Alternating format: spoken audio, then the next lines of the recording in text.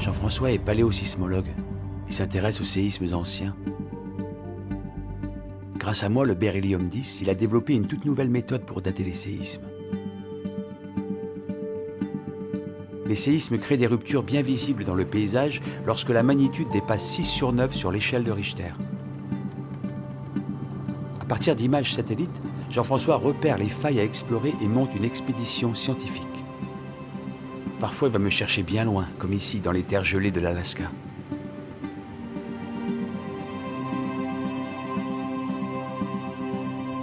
Sur le terrain, Jean-François récupère des roches le long de la faille, là où il y a eu différents séismes. Lors d'un tremblement de terre, il y a du remue-ménage. Des roches enfouies se retrouvent en surface, exposées au rayonnement, constituées d'invisibles particules provenant du Soleil et des galaxies. Ces rayonnements me donnent naissance en percutant les atomes de silicium et d'oxygène contenus dans le quartz.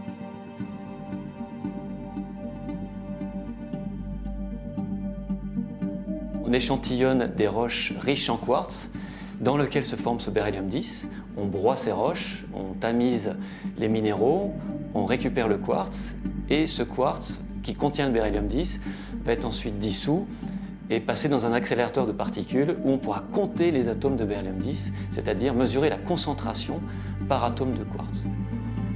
Et compter le nombre d'atomes de beryllium 10 lui permet de déduire l'âge du séisme, c'est-à-dire le moment où les pierres sont arrivées en surface.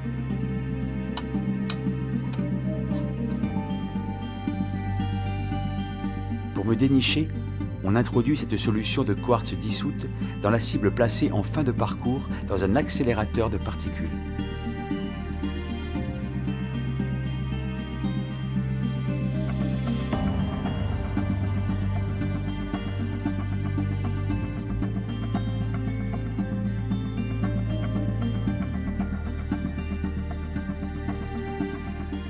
Plus il me trouve en grande quantité, plus le séisme est ancien.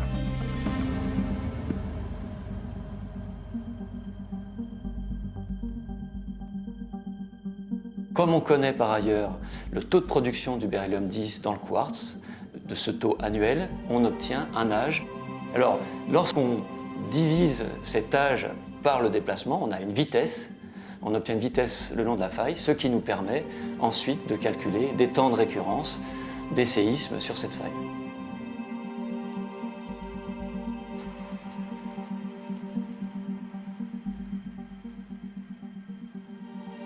J'aide Jean-François dans son principal objectif, découvrir la fréquence des séismes et ainsi anticiper les actions de prévention auprès de la population.